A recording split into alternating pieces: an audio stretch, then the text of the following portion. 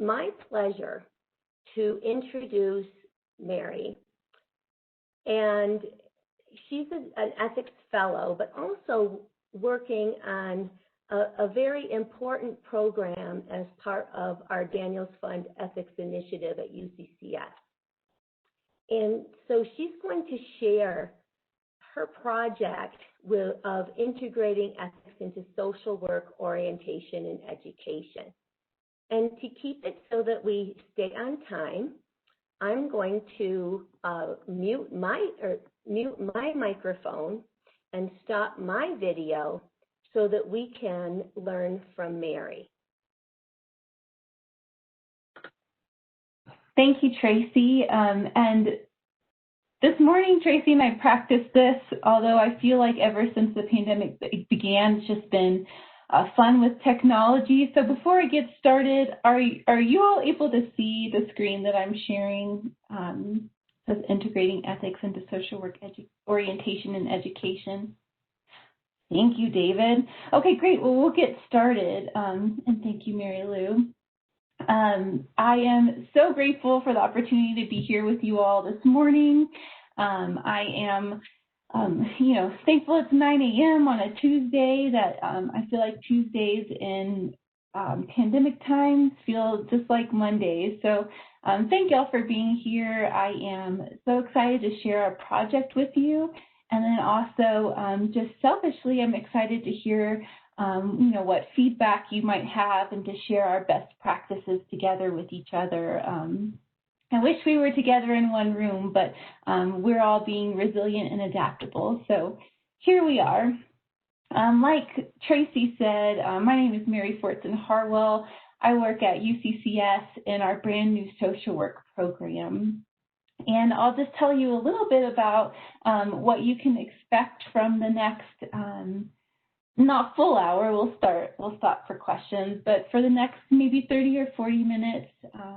So I'll tell you just a little bit more about me, but not too much so I don't bore you. Again, selfishly, I'm excited for just the opportunity to tell you all a little bit more about the social work profession.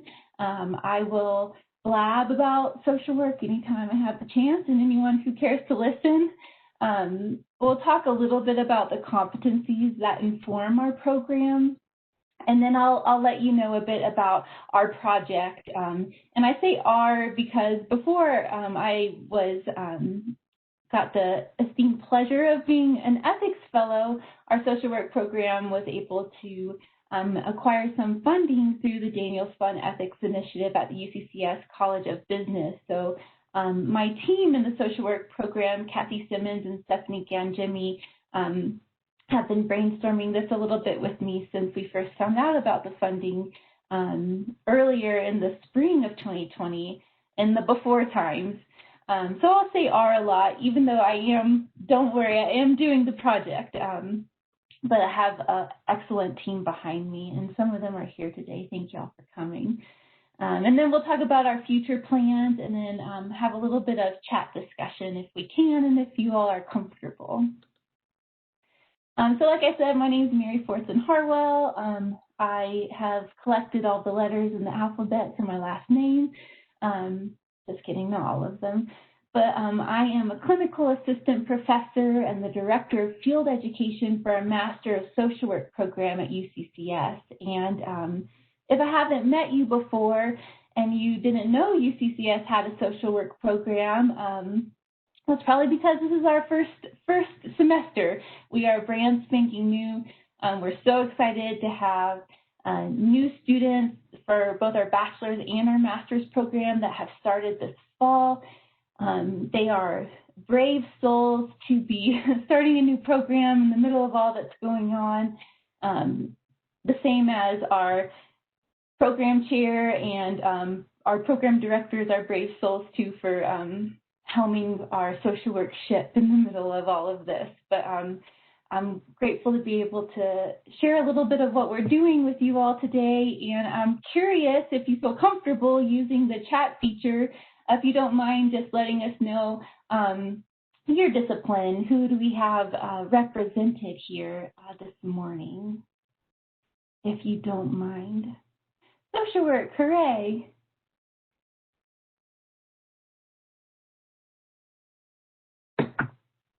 See, we come in numbers. Oh, excellent. Well, then I won't need to tell you all about the social work profession. We can just skip right past it. Well, excellent. Well, thank you all for being here this morning. So this is a video that was a PSA for the social work profession, but it doesn't play, but you all know about social work, so you don't need a profession. But if there is anyone shy on here who didn't, say their discipline, I always like to say a lot of people, when they think of social workers, they think of child protective services. And while we do have many highly trained, skilled, and competent people working in the Department of Human Services, our profession is so very broad. It encompasses so much more than that. And our national association, the National Association of Social Workers, just says that we are people who care about people, who want to make things better, who want to relieve suffering, and who want their work to make a difference. So that definition is very broad because our profession is very broad. And thanks, Dan, who says he's a lawyer. He doesn't know too much about social work. So Dan, thank you for letting me PSA our profession to you all this morning. Oh, and Deb's in nursing, so another helping profession. Excellent. And health sciences. Hi, Paige.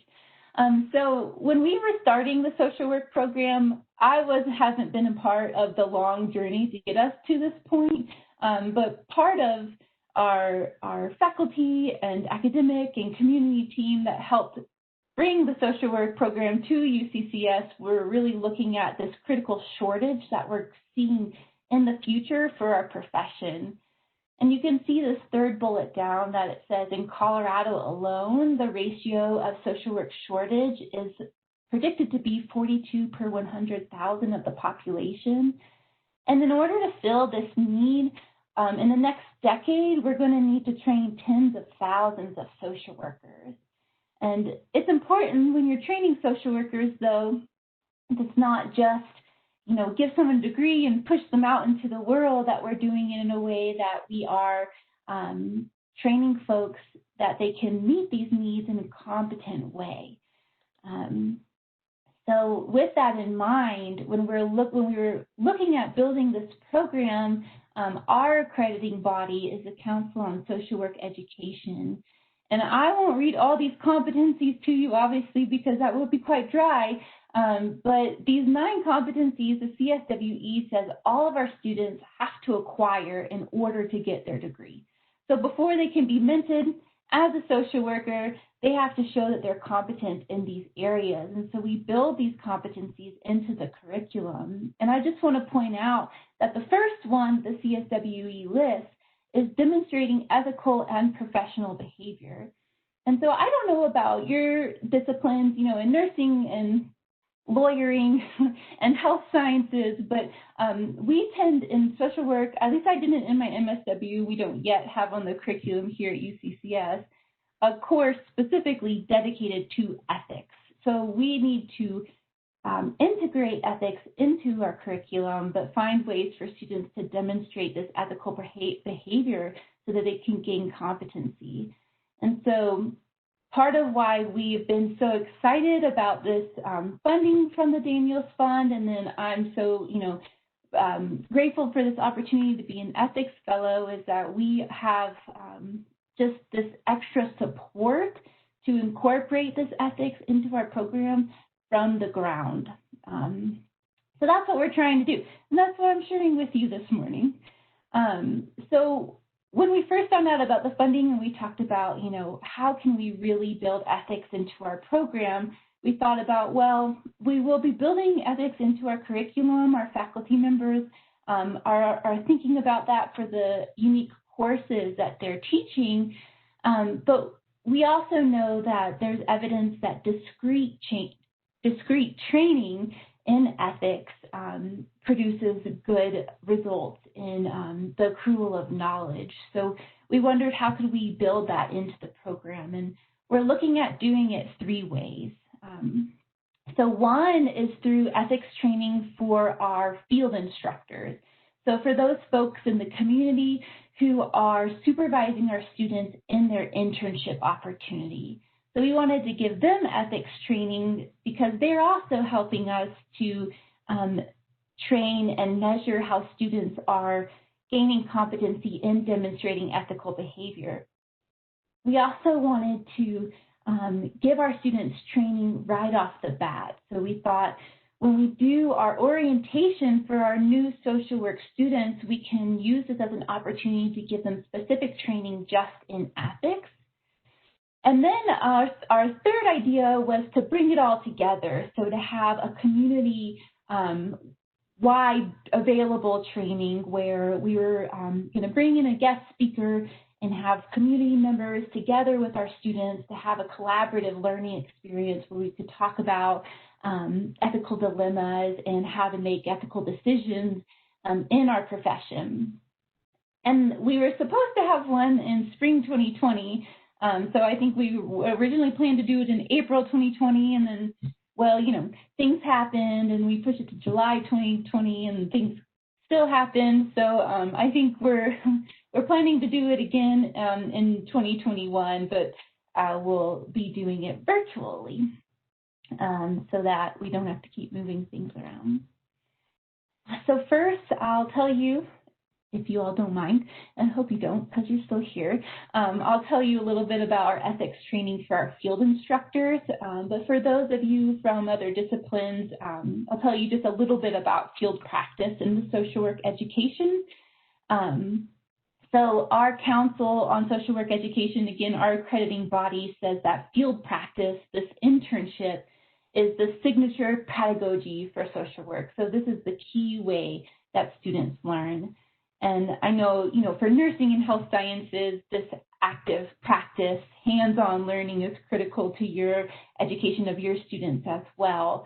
And it's this opportunity for students to gain these competencies and practice behaviors under the supervision of an experienced social worker. So we're really looking at you know, finding ways for these experienced social workers who are really good at the profession, helping to bolster their abilities to teach ethics or to help train students in ethics at the same time that they're looking at these other skills that the social work profession is all about.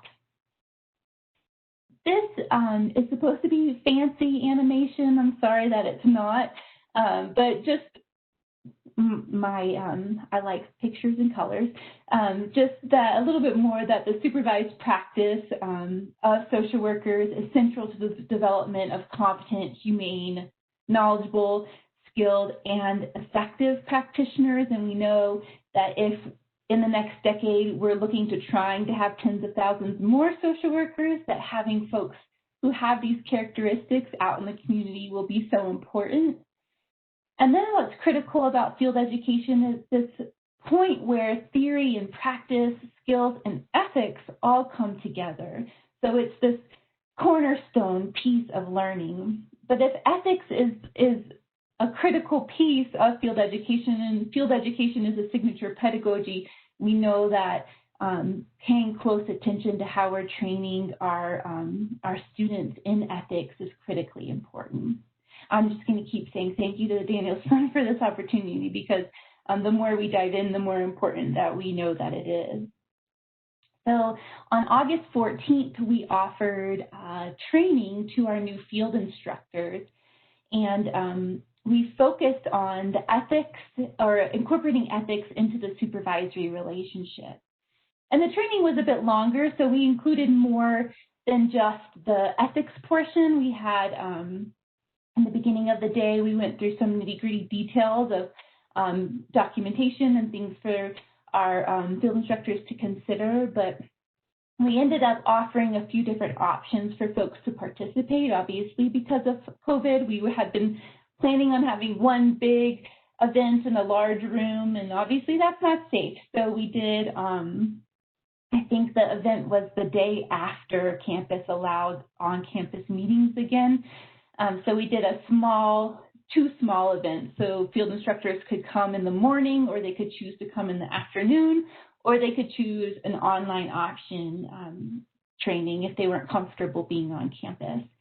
And we gave them a boxed lunch, so they had to grab it and go. They weren't able to eat it there, but they did get some food. I know Tracy mentioned these roundtables usually come with food, so I feel like I'm missing a donut right now. But then we also gave them a tote bag and a mug.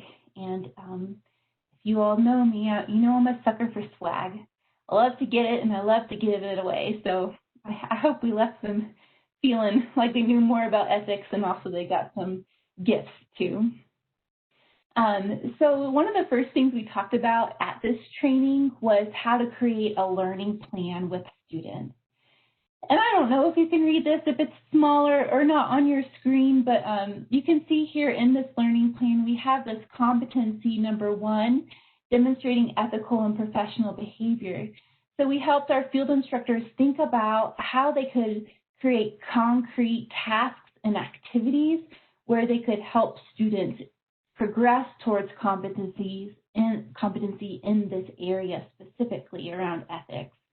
And I think that for our students and our field instructors, demonstrating ethical behavior can feel a little bit amorphous. They think, I just need to, behave ethically, and then it's hard to be concrete about it. So we talked about specific ways that you could break that down so that you could measure it, and how we could measure it then over time. And then part of our social work students' internships is that they're having supervision on a regular basis from a skilled and experienced social worker. Because our students are in so many different agencies and types of organizations throughout Colorado Springs, they're working in an interdisciplinary way with other professions. So day to day, they might be working with somebody who is not a social worker, but they have this regular supervision where this experienced and skilled social worker can frame all of the work they're doing interdisciplinarily and help put it through the social work lens so they can tie that theory and practice together with the social work competencies. And some literature, on social work supervision includes these topics to consider for your initial supervisory session. So as our field instructors are just getting started with our students, and you'll see that number 4 of a topic to include right away is an ethics review. And so, we talked with our field instructors about how to think about incorporating ethics into these initial supervisory sessions so that they can have ethics in these conversations early and often. And that's with the hope that students become comfortable bringing up their ethical concerns. And this is Dan will appreciate this. We moved from our initial supervisory topics to ones that they should consider having every meeting. And the second number 2, is discussing any legal and ethical concerns that the supervisee may have. So sometimes I think supervisees can feel like when it comes to ethical issues, they should already have it figured out, because sometimes we conflate ethics with values and morality, and students feel that they should already know what they should do. And the hope that we talked about with field instructors is that we can create this supportive environment so that students can bring up their concerns often, so that you're constantly talking about ethics, constantly talking about legal concerns, so that it doesn't get to this point where a student's made some egregious error and we're looking at not having them in the program anymore, which would be awful. Thank you, Dan, for your comments. Then we talked a little bit more about how boundaries are ethical considerations in the supervisory process. And I know, probably most of you are familiar with how boundaries can feel sometimes very squishy, and that they're not always hard, or they're not always easy to follow. And so in social work, we talk a lot about how students' learning is a parallel process to what happens in the client social work relationship. So the client social work relationship often can parallel the faculty student relationship or the field instructor student relationship. And so just as when it seems obvious that when you're working with a client that you need boundaries and those are ethical, that you have to have those boundaries with students as well. And I think for helping professions, because we tend to be kind-hearted, that when you have somebody in front of you who is struggling or has something going on that you're trained to help navigate through, that the initial tendency will be to use your skills in that way. Our social work students, we all as social workers and you all as your disciplines come to your professions for a variety of reasons. Lots of times social workers come to our profession because of events or circumstances of their past. And so sometimes students have attended to that and done some, therapeutic work before they come to us, to an educational program, but sometimes they haven't, and that can come out in their work. And so it's important, we had this discussion with field instructors that, it's not ethical to provide therapy to students, although that seems obvious, those boundaries can get blurred. So we had the discussion about boundaries,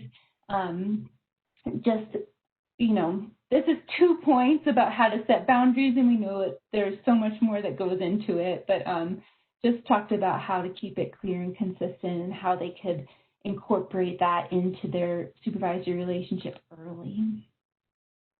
And then we won't go through this, but we did a few little examples where we talked through with the field instructors different ways that they might feel pulled to cross boundaries and how they could respond to students when that comes up. So our second phase of this ethics integration is in our new student orientation. So this actually just occurred a week after our new field instructor, orientation. So I think our new field instructor orientation was August 14th, and then our new student orientation was August 19th. And this was super exciting to welcome our brand new bachelor students and master students to campus.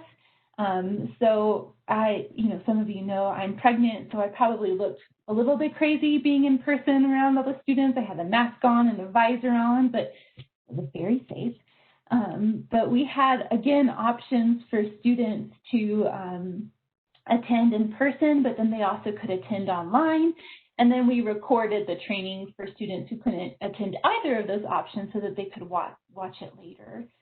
And because of room restrictions for the pandemic, we had to have students all in different areas. So our faculty members, Stephanie and Malika, and our bachelor's team had the bachelor students in one room, and they were doing their orientation. And then we had the full-time MSW students in another room. And then after that, we had our extended studies. So we were able to organize it all so that there was an hour of overlap for all three sections of students. And that's when we did our ethics training. And I did it live in one room, and it was typed in, Microsoft Teams in to our bachelor students and then to our students who are watching remotely. That was just our little slide for the new student orientation. And we started with a conversation about what is the difference between a value and an ethic.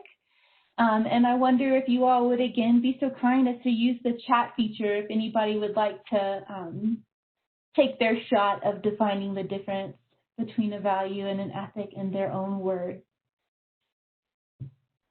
But also, I don't want to put you on the spot because I know you all are very skilled and know these things.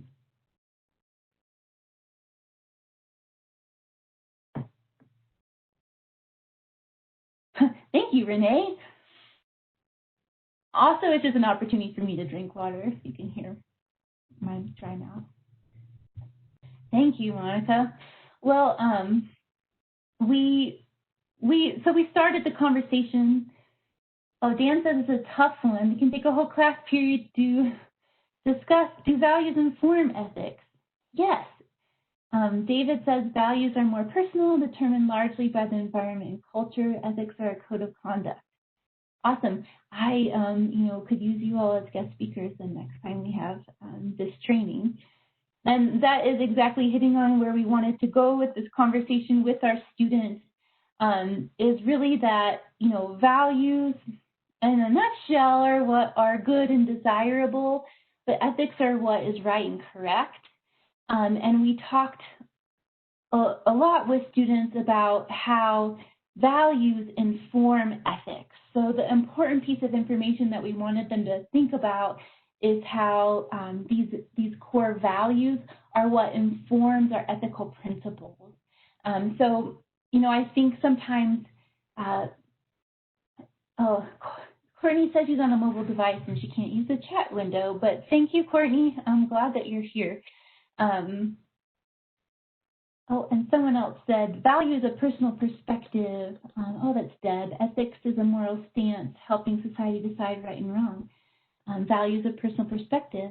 Thank you, Deb. I appreciate everyone's contribution. Thank you for making yourself vulnerable. I always kind of sometimes feel like when I put my message in a chat that I am turning on my video camera somehow. Yes, you're all obviously very smart. That's why you're in your professions. But we talked about how there is this difference between value and ethics, and sometimes it feels that values are easier to comprehend. So for social workers, our core values are service, social justice, dignity and worth of the person, importance of human relationships, integrity, and competence.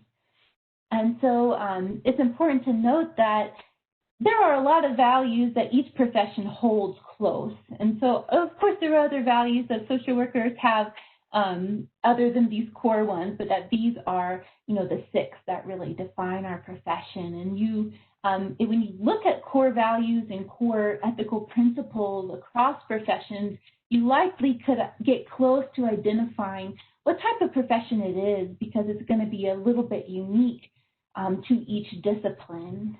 So I always think it's, a bit of the social justice aspect that would make these core values stick out as unique to social work. But then we went forward to say how these values then, like you all mentioned, inform these ethical codes, and that professions have code of ethics for several really important reasons, but they safeguard the profession, they help create responsible and competent practitioners, but then also they help protect the public from exploitation, because it tells us, again, like you all mentioned and Deb just stated, that it helps us know what is right and what is correct. And so it helps protect the public, and that protecting the public helps also safeguard our professional reputation as well. And this is quite small. I think this is a dilemma for me always, is I should, when I know things are quite small, I should make them quite larger. But if you can see in this image to the right how it has the value listed under our Code of Ethics for the National Association of Social Work, and then the ethical principle right underneath it that is devised or derived from that value. And so we have students, we have them look at how our values are informing our ethical principles. But that it's not just social workers, again, that there are codes of ethics for most disciplines. And so we talked a little bit about, these are some of the code of ethics for other human service disciplines. And again, you'll likely find some similarities across disciplines in terms of their code of ethics and their values. And we took that as an opportunity to talk about our core values with the Daniels Fund ethical principles, and how even in a profession that might seem so different than social work, that there are a lot of similarities in terms of ethical principles and our core values that you could see some transferability across. And so in a profession like social work that is so interdisciplinary, we talked about, thinking about how other professions look at ethics and understanding that, since we will, likely be working across disciplines, and our students will as well. This is a favorite for social work, I think, for everyone when you're talking about ethics, is ethical dilemmas and what to do when it feels like you have contradictory ethical principles. And so this was really, I think, when our students became very engaged in the training, is because the problems that feel like they stump you are really sometimes fun to talk about. So we dove a little bit into ethical dilemmas and talked about some models of decision-making for ethical practice. I know you all probably have lots of models that you've used in ethical decision-making. So we gave them this kind of broad overview, just a bit of a generalized generic one. I like to compare this to an easy acronym I know from some work I did with a program called Focus for Families, where we talked about problem solving with using an acronym called SNAP, which is just state the problem, name the goal, list all possible solutions, and then pick one and evaluate. So, this is a lot of steps, but you really could sum it up with state the problem, like what is the ethical problem that you're trying to address? What is your goal, which typically would be to behave ethically with your code of ethics?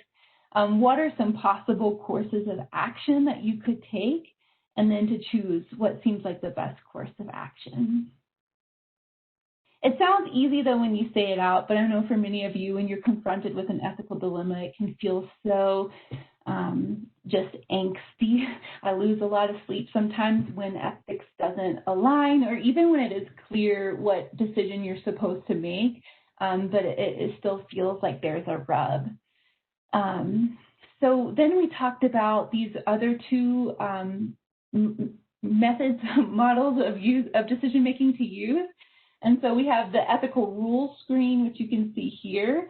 And then we talked, I'll show you next slide, about the ethical principles screen. And the ethical rules screen doesn't really need a picture, because it's usually just, does the code of ethics tell you what to do, yes or no? If it does, if it's clear, do that, follow the code. If it's not clear, or if it's conflicting guidance, then you proceed on to the ethical principles screen, where you make your decision based on the hierarchy of ethical principles. And I think the easy one for helping professions to identify is mandated reporting, or if you're confronted with somebody who is expressing some type of suicidality. So typically when we're working with clients, this principle of privacy and confidentiality that you see, we hold that very close, is that our work is confidential, and that's how we're often able to do good work. And of course we follow HIPAA, and we try not to get sued. But then when we have certain issues like abuse of children or elderly, or when there's somebody who is a threat to harm self or others, that the highest principle, the protection of life, it supersedes this ethical principle of privacy and confidentiality. Yes, I'll be happy to share this. Thank you for asking, Brittany. I'll have resources or references at the end too. So I think this was helpful for our students in thinking about how to move through ethical principles, particularly when some feel like they're in conflict with each other. And then we talked about a case, so we put it into practice. We went back and forth between the principle screen and the model for decision making, and talked about a potential example where a social worker was working with a family, and they're asked to not share that they've broken a no contact rule with a former partner of the mother. And so we talked about what are the different ethical principles at play. Is it a clear answer of what to do, how to respond? So, do you follow the ethical principle of truthfulness and full disclosure to your supervisor, knowing that your client broke this rule? Or, do you follow this principle of least harm if you think disclosing it is going to harm the family in some way? And so our students had a good time discussing what they would do. They hadn't had any classes yet, so a lot of them, when we talk about this, I feel like they have a little bit of a deer in the headlight look, like, why are you asking me to pretend I'm a social worker when I haven't even had one class yet? But ultimately, I think they decided that they would want to have more information about this case. They'd ask more questions and consult a colleague or a supervisor, which I always think that that's a good resolution. And so our last phase, like I mentioned, is this collaborative training, and I hope to be able to offer this training to all of you who are, here right now. We are planning to have it in the summer of 2021 so that students and community members can come together virtually. And we have a guest speaker who's lined up, but since our dates keep fluctuating, we can't announce it yet. But we hope to be able to have this collaborative training so that, we have trainings just for our field instructors and then trainings just for our students. And so we're excited to then culminate the year with a full training together. And just for our future planning, we also have a graduate assistant who is dedicated to our ethics program. So right now the graduate assistant is doing a literature review of best practices for incorporating ethics into social work education. And so I'm really excited to see what we come up with and what ideas can really come from that. It would be nice to have some kind of student initiative for ethics. So more to come in the years down the road.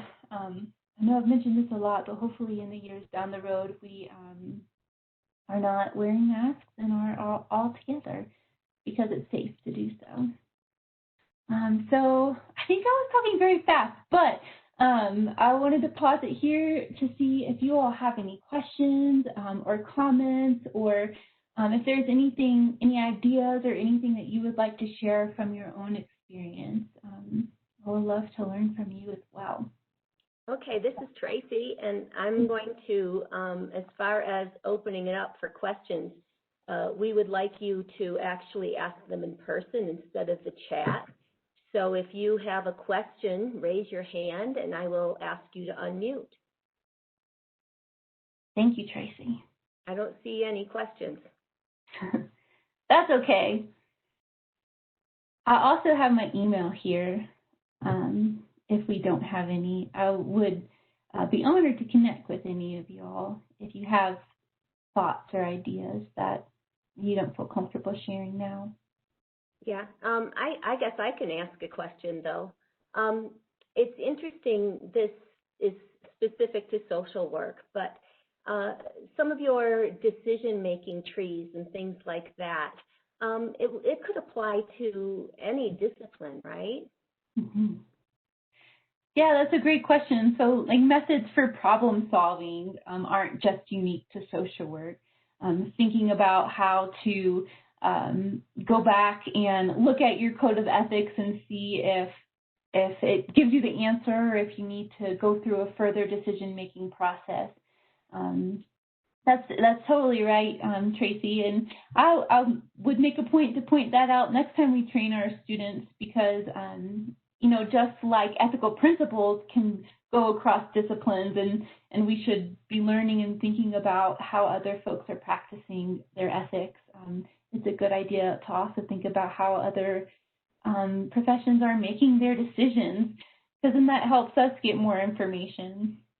Ethical dilemmas are so hard, and even when it's clear that you know what to do, it feels tough.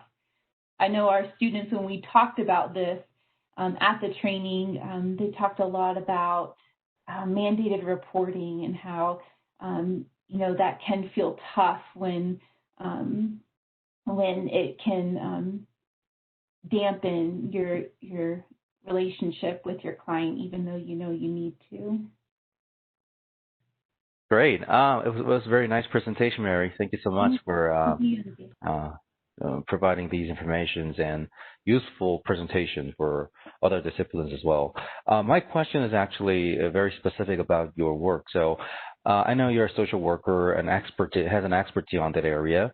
So my question is, have you ever encountered any ethical problem while you're doing your research in the social work discipline? And how would you cope with those kind of challenges? Oh, that's a good question, Youngjae. Thank you for asking.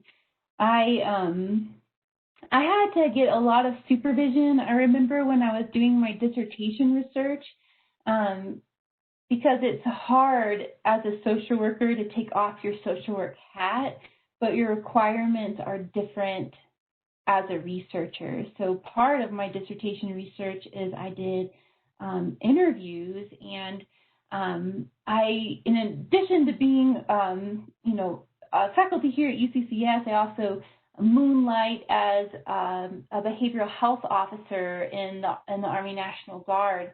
And so my dissertation research was about emotional well-being for military service members in the U.S. And a lot of my questions got at just how emotionally they were coping with transitions in their life from military to civilian. And a lot of the folks that I interviewed had never spoken to anybody about this before. And so I felt like I encountered, what felt like dilemmas for me in,